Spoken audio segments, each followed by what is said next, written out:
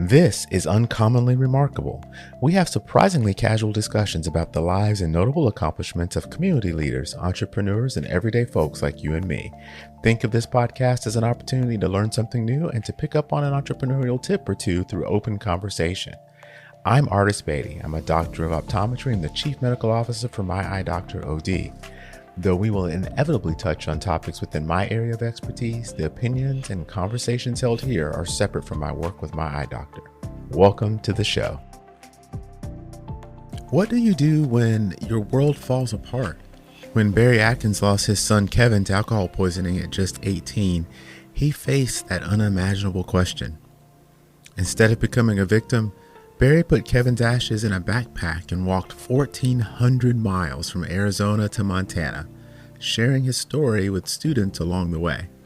In this conversation, Barry opens up about grief, forgiveness, and the mission that became Kevin's last walk. Ladies, gentlemen, all you remarkable people, please welcome Barry to the show. Barry, thank you so much for joining us today. I'm really excited to have you on the show, not just because the story is so inspirational, because I think there's a message that people need to get. And it's not often I get to sit and talk with someone who's done some of the things that you've done for the reasons that you've done them. And I am really excited for you to talk to us a little bit about all the goings on. And ultimately, your son and what brings us full circle here today. So Welcome to the show. Well, thanks for having me on, Artis. I really appreciate it. You know, I as I was learning a little bit about you, there's so many small pieces. I mean, the fact that you became an author, you walked a very long way. You've been delivering a message to young people, specifically students, over the course of a very long time now. And it all began in honor of your son, Kevin. So can you talk a little bit for us about Kevin? So Kevin was, he was involved in the FFA. So he was raising pigs and riding mules and cowboy hats and belt buckles and driving old pickups and all of that kind of stuff. That was his high school. He was not a good student, and I tell everybody this. He was a lot like me. He was not a very good student, right? And he struggled mightily with it. That was just the process. He was actually flunking his English class in March of his senior year in high school. And, I would talk to him about it. You know what he would say? Yeah, Dad, don't worry about it. And, of course, I called the school anyway and talked to the teacher and all those questions, was he there? Because one of his problems was he would do an assignment and never turn it in. Just the strangest thing. That is the strangest thing. And the teacher actually knew what to motivate him, so she would go back into class and report back to him in front of all of his buddies that his daddy called to check on him. And then I get the phone call, right? You knock it off. Stop calling my teachers. And I'm like, look, dude, this is the only class you're even close on. Just take care of it. Yeah. And he did get his grades up, and he did graduate. And I remember at the high school graduation ceremony, he gave me a hug and whispered, "Thanks for not giving up on me, Dad." Oh, wow. And that speaks to the kind of person he really was, right? Because I've heard you talk a little bit about his personality and the fact that he was very giving and helpful for people. Yeah. He befriended David was his name. He was in third grade. He was in a wheelchair. And nothing wrong with David, right? Except his legs didn't work. And because his legs didn't work, it made it harder for me to make friends. But Kevin was the one that made sure that David got every place he needed to get. That's amazing. And those types of things matter so much because it usually takes one person who is ultimately kind to really get people to understand that others aren't so different, right? And it's a very special person that can actually be that one. So that's amazing. Yeah. So Kevin graduated, and he was deciding he was deciding kind of what he was going to do with life, and that's where this story really starts to take fold, right? So my understanding is that he was preparing to go out and be on his own. He was. So basically, what happened was he graduated from high school. He got a job working for an electrician, making good money. And this is it's just crazy because he wanted me to co-sign a loan because he wanted to buy a new truck. And I agreed to co-sign that loan, but I made him give me 3 months worth of insurance payments and car payments, right? Because I didn't want to be on the hook for this, right? This is your deal, not mine.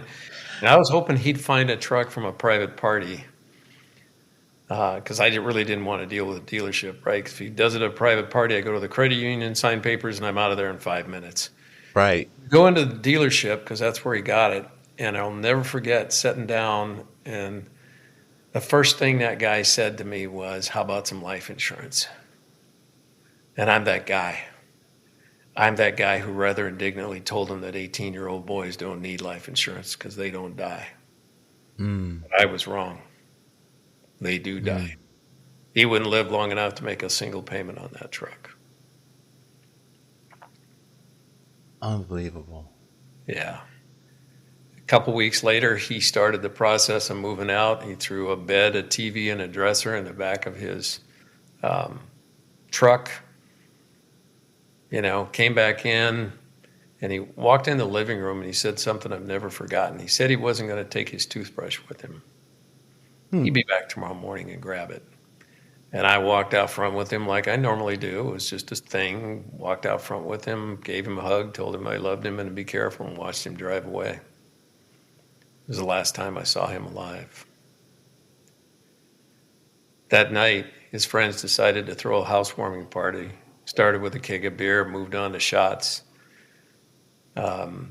He left a voicemail for his sister that night talking about how he just did 6 or 7 shots in a row. He was really drunk, having a good time. Everybody's laughing. Shortly after he left that voicemail, he passed out. The people at the party laid him in his bed on his side in case he vomited. The party was still going on. They actually went in and shaved his head and his legs while he was passed out because he's just passed out, right? Oh, man. But his buddy Craig was worried about him and kept checking on him. Around 4 a.m., calls started coming into 911. First calls were difficulty breathing. Next calls were not breathing. My son died alone in a hospital while I slept peacefully in my bed. That is unbelievable. And so from alcohol poisoning. Alcohol poisoning, that's correct. His blood alcohol content was 0.36%, which is very drunk. It's the only statistic I give people, but I tell them, hey, if somebody's passed out, you don't know how much trouble they're in. You just don't. Right. And people think, I'm not going to take them to the hospital for that. It happens all the time. Somebody's just got to have the guts to do it. And before this night, before he moved out, had he been a drinker before, or? That's a good question. I suspected there might have been a couple of times, but there was nothing obvious. And, people often ask me, did I talk to him about alcohol? I didn't really talk to him about alcohol. We talked about drugs a lot, but I didn't talk about alcohol because we have an alcoholic in the family, and he always talked about how stupid he was and how he was never going to be like that. Mm-hmm. Right? So you kind of, as a parent, you go, well, okay. Yeah, that because you make the assumption he understands it, that he's giving you Right. back what you need back from a feedback perspective. You don't have Right. to worry about that. Yeah. And I don't know how much information you have from that night from the people that were there, but what was it that kept them from calling for help or making sure that he got help? I think they thought it wasn't a problem. There wasn't anything nefarious about it. His buddy Craig was with him. A lot of the people at the party I really didn't know. He moved into a place It was a 28-year-old, which should have been a clue to me. It was renting out rooms in a house, and there was nothing. It's just one of those things where if you don't know about it, you don't know. Hey, this could be a problem Yeah. because Yeah. we don't know.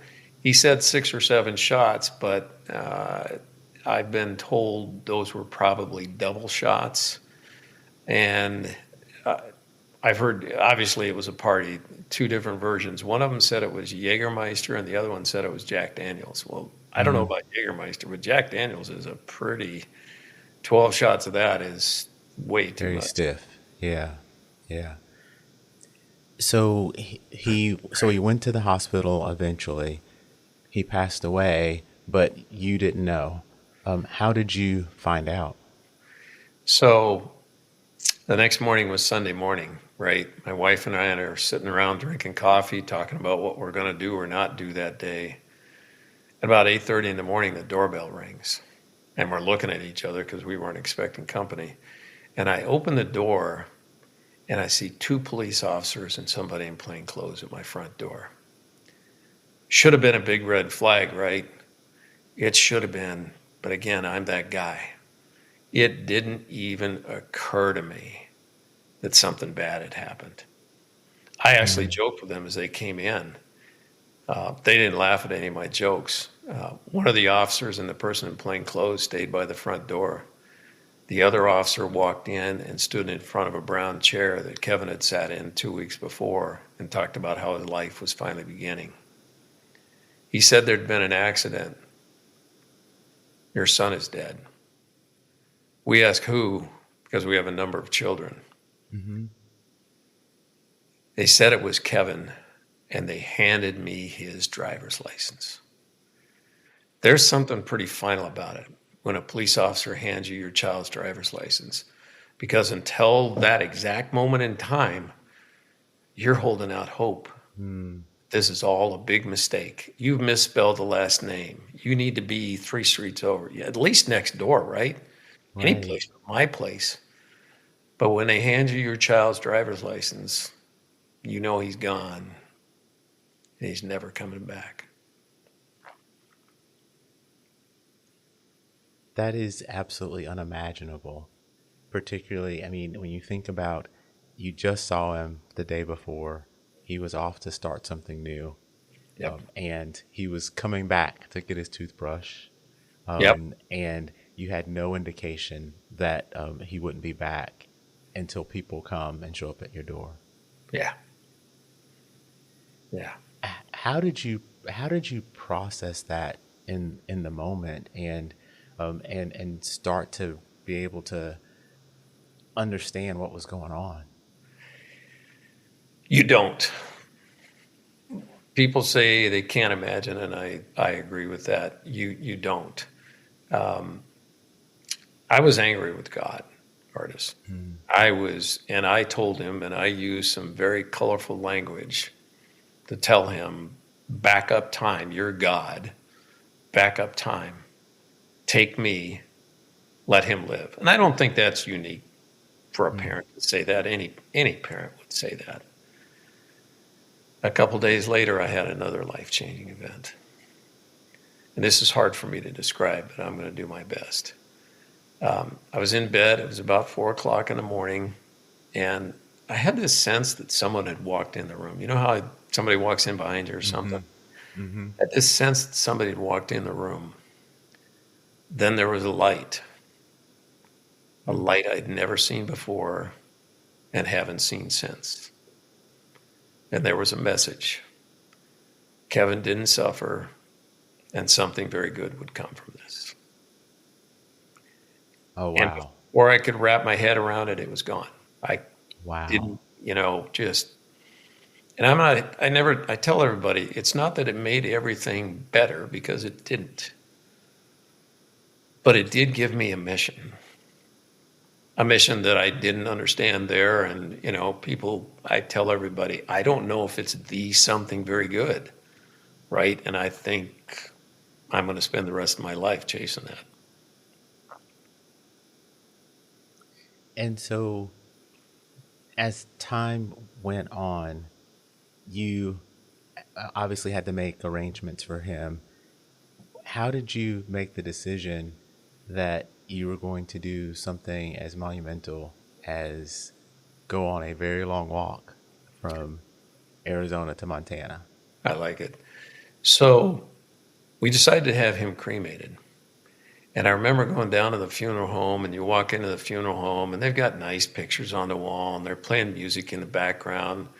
They take me into an office, sit me down in a big, comfortable chair with a desk in front of me. And the funeral director walks in,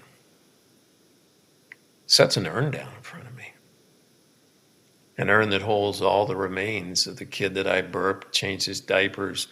I coached baseball, basketball, soccer, football. I taught him to shoot a gun and swing a golf club. All the remains of him were sitting in front of me. And for whatever reason, at that point, I knew that I didn't want to be a victim, because the world doesn't need any more victims. We've got plenty already. The world needs people who take something bad and they make something very good come from it. And I thought about what I would hope somebody else would do if it happened to their kid. And for me, the answer was pretty easy. It was just to get out and tell the story. Not for the money, because I'm here to tell you there is no money in the world that'll fix the hurt. It does not exist. The only thing that helps is to try to make something good come from such a senseless tragedy. And then we had to decide, what are we going to do with his ashes? I grew up in Kalispell, Montana. It's up in the northwest corner of the state. And Kevin had been there a number of times and always talked about wanting to move there someday and buy a ranch. Oh, So the normal thing to do would be to put him in your car and drive there. But I decided to put him in my backpack and walk from Gilbert, Arizona to Kalispell, Montana, and tell the story along the way. wow. Yeah. The idea for the audience that's a little older, in my mind, obviously it was a God thing, but in my mind, his favorite movie was Lonesome Dove. I don't know if you've ever seen it. I've seen it. It's been a long time. Yeah. In that movie, that's in my mind in the movie they did it on horseback. Horses, I yeah. didn't do it that way, but in my mind, that's how I put that together. Wow. And it's how far is it between Gilbert and It's Montana? right about 1,400 miles. I averaged a little over 90 miles a week ish. I had plantar fasciitis, a bad knee, you name it. Blisters, ingrown toenail. I actually had surgery on my toe when I got back because, ingrown toenail, all of that good stuff. So there Oh was my goodness. plenty of that kind of fun stuff to deal with. But between deciding that you were going to do it and actually setting out, how much time was there? That took about a year and a half because I had to try to figure out what that looked like, right? And there was a lot of little things that happened along the way. And there's one little thing, as I thought about whether I was going to, a lot of people tried to talk me out of it, right? I would Because, imagine. hey, maybe you should just go walk a couple weeks and then come back the next year and do it. And I talked to this guy who said something that I thought was a good advice for life. He said, how do you think you'd feel about it in 10 years if you don't do it? And I'm like, that kind of sealed the deal for me. Finding someone, so I ended up, I thought I'd get a shoe sponsor or something, I write letters and do all of that. And it ended up, there's a nonprofit here in town, notmykid.org. I had tried several places and they agreed to do it. They set up the speaking engagements. They came up with a fair amount of money for it through a local donor. And they set it all up. I had to commit to think about the logistics around this artist. I had to tell them, okay, when are you going to be in these towns? Right. So we can call those schools and get this set up. So That's there was right. a lot of that. And I knew that I had to walk during the school year. So that's why it was about a year. And I left in February from Gilbert because I needed to, walk during the school year to hit the schools. And the logistics alone would be daunting, right? Because you've got to if you set up a schedule, you don't get but so much variance to be able to make it to your speaking engagements. Yeah, and this predates all of the cool stuff that you have at your disposal now, like GPS and calendars and all of that kind of stuff. And, I had actually, when I scheduled it, I allowed for sick days and weather days. Hmm. Believe it or not, I didn't have a single sick day or weather day. I had days I didn't want to go. Let's be clear about that. I look outside, it's like, oh, it's 40 degrees and raining. And there's days I didn't feel good, but I always thought, well, I might feel worse tomorrow. I better go today. Yeah, yeah. Right? It's that mindset of I better go. Did you have a support team? Like, did you, like, because I imagine if you're bicycle riders, for example, they have a pace car and they're just, they kind of keep up with them. What was it like for you? My one daughter walked part of it, but my main support was my wife. She drove what I call the chase vehicle. So she would meet me. It ended up, it took a while to figure out it's not a race. So I would walk 3 or 4 miles, take a break. She would stop. I would stretch, get something to eat, get some more. I was actually drinking, I think it's called Exceeds instead of Gatorade, but, refuel on all of that stuff and then get up and do it again. And, I was asked a while back, did I ever think about quitting? Hmm. And the answer to that is no, I didn't think about quitting, but I wasn't even out of Arizona before I started wondering if I was going to make it. Because Arizona, believe it or not, is not very flat. Gilbert's at 1,300 feet. Flagstaff, where I walk through, is at about 7,400 feet. Oh, wow. And there's a lot of Wow. up and downs in between Yeah. there. And I got to the point where I'm like, man, I don't know, because in my mind, I'm thinking I got 1,200 miles left to go, and I'm tired. But again, I think it was a God thing. I stopped thinking about 1,200 miles, and I started thinking about I'm going to walk 3 more miles and take a break, and I'm going to block out the fact that there's 3 states ahead of me. Mm-hmm. And it's a great metaphor for life, right, Artis? Yeah. It's amazing what you can accomplish when you think, well, that's just too big of a goal. But all these little things you can do, and then next thing you know, you're entering Montana. And so you had a backpack. Was the urn in the backpack? Yes. Yeah. And so did it feel like Kevin was going with you? Like not just physically, but metaphorically too? Oh, 100%. And you meet, he was definitely, I always tell everybody when I needed it the most, the wind was always at my back. Hmm. And you meet a lot of wonderful people. The world's a little bit more jaded now, but people stopped every single day. Because we had a wrap on the truck that said Kevin's last walk. And every single day, people would stop and talk to us. And if it was raining, about every car that went by would stop and say, hey, you need a ride?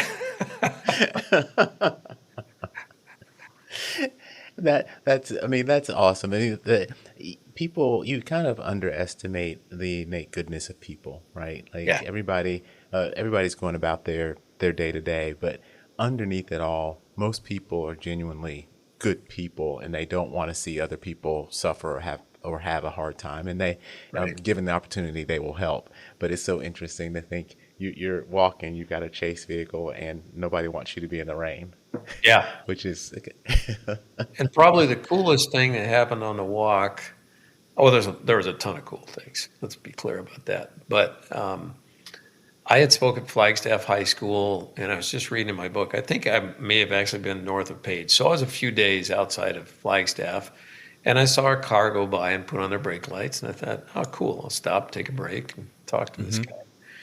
And he gets out, and he says, did you speak at Flagstaff High School? I said, I did. and he gave me a hug, and he said, thank you, because for the first time, his son came home and told him about what happened at school today. Oh, wow. Yeah. That's huge. That's huge. Because, I mean, in growing up, and I grew up in a small town, like you would come home and talk about things kind of that you wanted to talk about if you were going to tell your parents, but it wasn't really something that, oh, how was school? And you go into any detail. Oh, it was fine, Right. right? And Yeah. so it means that there was something that was really, really important to happen if he came home and really talked about school that day. Yeah, and I've learned through the years, Artis, with high school students, you have to be genuine with them. Hmm. They'll see you right through it. Because I actually addressed that right up front. Because I had a guy years ago, he asked me, are you still speaking at schools? And I said, I am. And he said, you shouldn't be doing that. You're too old. And I was kind of offended by it. What? Yeah, seriously, this is the way it went. But then I thought about it later, and I'm like, you know what? I should probably address that right up front. And so I do. I just tell them, look, I'm just here to tell you a story. Hmm. I'm not here to tell you how to live your life. Just relax. I'm just here to tell you a story. And I've had principals say that's the most important thing you said, because you can kind of feel everybody's like, oh, okay, he's not preaching to me. Yeah. They go from who's this guy to, oh, maybe I should listen and see what Yeah, he's got to say, huh? yeah. And so when you're speaking to students in particular, what's the message like? Because in today's world in particular, there's all kinds of stories, fictional, non-fictional, about things that could happen and things that might happen. And how do you get people to, or the students to, really think about themselves and identify with what you're trying to get them to understand? Good question. Um, so I said that I talk about stories, but Hmm. the other thing that I do at the beginning is I tell everybody, look at me for just 1 second, eyes on me. I don't want you to listen here because you guys already know this stuff up here. I want you to listen from your heart. That's where the story comes from, and that's where life change happens. That's amazing. It's all God stuff, artist. I'm an old hillbilly. There's no way I can. Trust me, there is no way. There is no way. And I tell everybody, if God would have told me this is the plan, I said, yeah, why don't you pick somebody else? Yeah.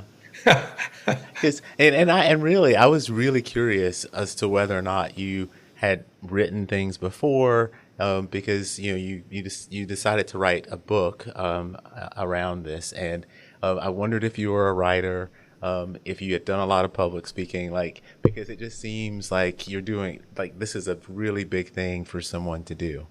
It is. And the answer to that is I'm an application engineer by trade. Mm. So I'm not, did I have to get up and do a few presentations here and there? Yeah, but absolutely none of that. I had to learn. I watched a lot of people speak. I read a lot of books. The book, so I kept a blog while that's the only thing we could do back then. To be clear, there was no FaceTime Live or any of that cool stuff that you can do now.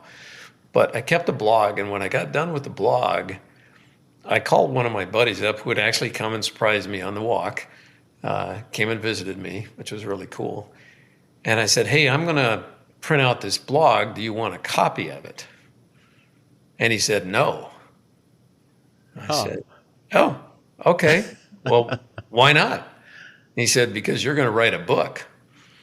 And I said, no, I'm not. Because I was pretty averse to big projects at that point. Yeah. And then a year or two later, I started that process. And I tell everyone, writing a book was harder than walking to Montana for me. Well, if you think about it, Wow. when you walk, I get up every morning, I know exactly what I'm going to do. But Okay, that's writing a fair. book uses all these different parts of your brain that I don't access all the time. I'm a guy, right? I don't access all of those things. I had people review it, and this one lady, so I wanted feedback. And by the way, you write a book and you give it to your friends to read, guess what they're going to say? Oh, it's great. Yeah, they tell you good things, right? No. So I got a book club to read it and went around the room, and they told me something they liked about it. And then the part I wanted was, okay, I want you to tell me one thing, at least one thing you didn't like about it. And I'll never forget, this one lady said, well, you told me more about your shoe selection than you did about how you felt about it when you finished the walk. But it's that kind of feedback that you need, Yeah, right? yeah. Because I'm a guy, right? You don't write about feelings. But Stephen King wrote a book on writing, and I tell everybody that the takeaway from that was that he explained it uses different parts of your brain.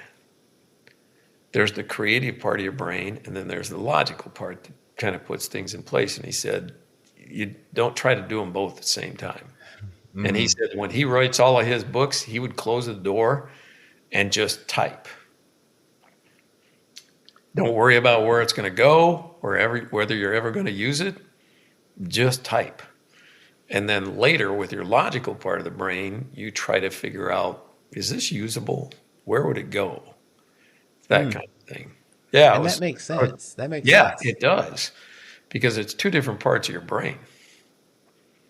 So when you finally did make it to Montana and the walk was over, like what did you feel like, or what did you do right? Because you spent so much of your time now on that mission, and the mission was accomplished. Did you feel at peace because you were done? I felt at peace, but I also knew that it wasn't over. Because I got asked a lot of times, what's next? And I said, I don't know. And I just kept telling the story every chance I get. And that's what I do, podcasts now, and I speak at schools. And, in the beginning, Artis, when I did this, I had it all typed out, and I read it. When I was on the walk, and you could hear a pin drop in the room, 1,400 kids in the room, you could hear a pin drop. But I had it all typed out, and I read it, and I rationalized this. You'll like this. Because when Martin Luther King gave his I Have a Dream speech, he read it. And I said, so what's wrong with reading it? But I had really good advisors that said, you need to drop kick that. Not my kid. I'll never forget one of they were called counselors, I think, but they listened to my presentation, and she gave me the best advice that I've ever gotten. She said, I don't really care about all that other stuff. Yeah. I want to be sitting in the room when you get that knock on the door. Tell me about that knock on the door. I want to walk into the funeral home with you. Tell me about that. And it took years. I'm a happily married man, Artis, and my wife sat in on a lot of them, and she gave me great feedback. Because she would sit in the back, and you can read an audience from the back, right? Yeah, you can. Yeah. And she would say, no, you lost him with that. You need to get rid of that or fix it. She was just honest with me. She's like, yeah, you lost him with that. You either fix it or get rid of it. Right? And so through the years, it's evolved a lot. So when you look back during the time that you were walking, what did you learn? Like we were talking before we started about my goal is to start each day and learn something new that day, and lifelong learning is my thing. So every opportunity we have, particularly when you're doing something like you were doing, there's got to be something that you took away that you wouldn't have gotten had you not done the walk. Do you know what that is?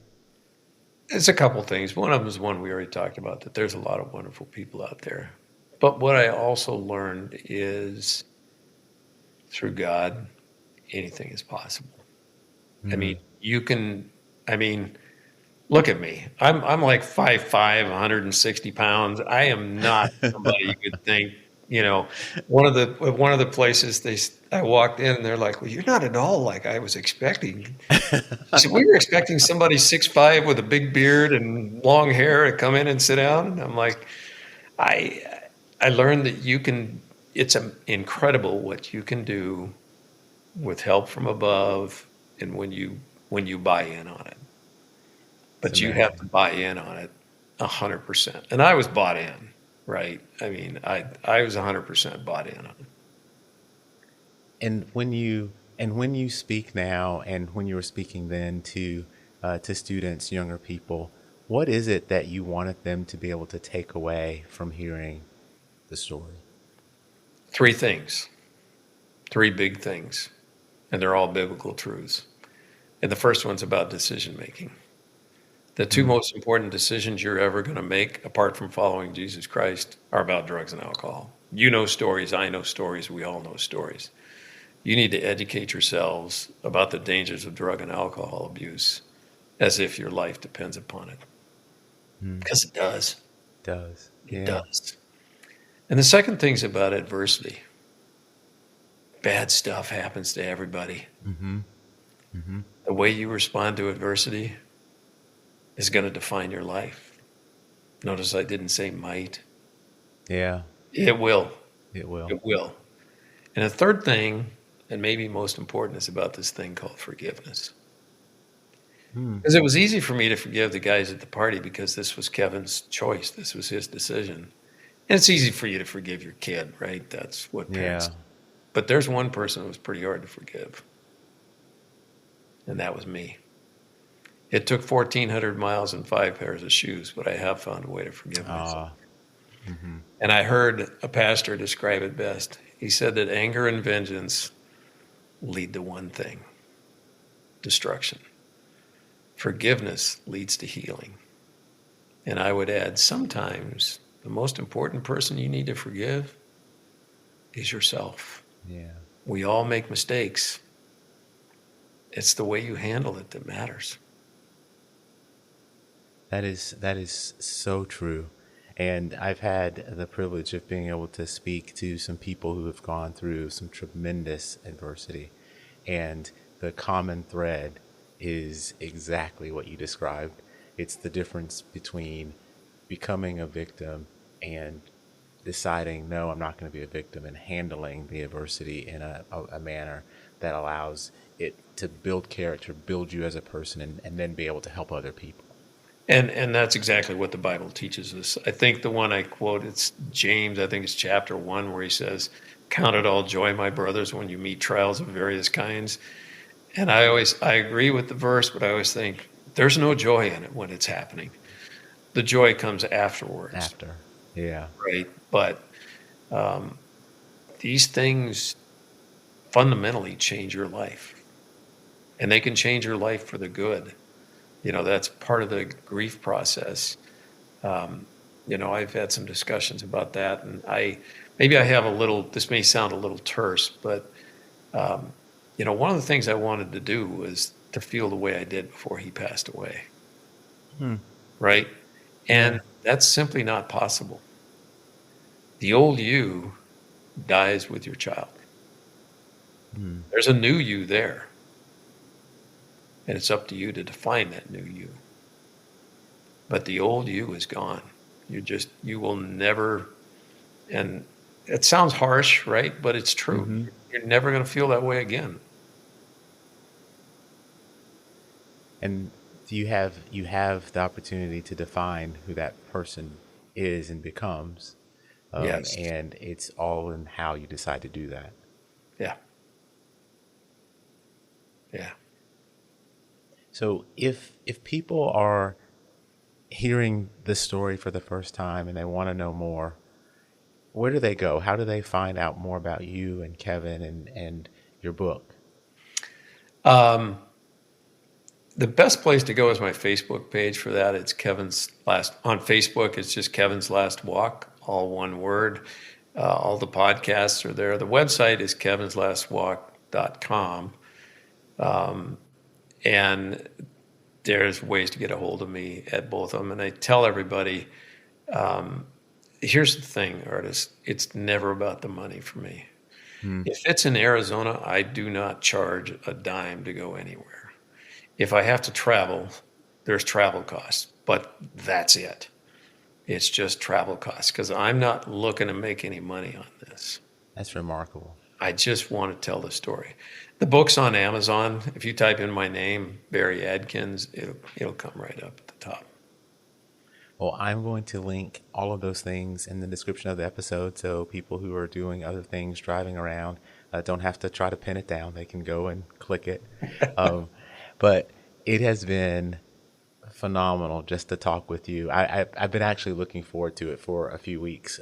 One of the things that I do as I'm learning about a new person that I've never met is I read things. So I've read excerpts from the book. I haven't gotten through the whole thing yet. I listen to other presentations. I read about you from other places. And so it's just really nice to actually get to sit and talk with you. And I really, truly appreciate the time. Well, I appreciate you having me on. And I tell everybody, if you've got contacts at schools or churches, let's make it happen. I only turned down one or two. There was a lot of them on the walk where they'd come up and say, "Hey, can you speak at my school tomorrow?" I'm like, "Yes." I only turned down one, and it was 600 miles out of the way. So, oh my goodness, I'll make it happen. Usually, I can make it happen. Bring me in. Well, I hope that you have a fantastic rest of your day. Thanks for having me on the show, Artis. Thank you for being here. If you've made it this far, then I have to thank you for your time. I hope you've learned something new and enjoyed listening to the discussion as much as I enjoyed having it. I'd love to hear from you about the show because we're working really hard to bring you great content and the feedback really helps us get better. If you like what you've heard or watched, for those of you who are streaming out on YouTube, then take a split second to give us a thumbs up or a like. It really helps other people like you find the show too. And no one likes to miss out on the good stuff. So go ahead and subscribe and hit the notification bell so you don't have to wonder when or if there's a new episode. And until next time, stay remarkable.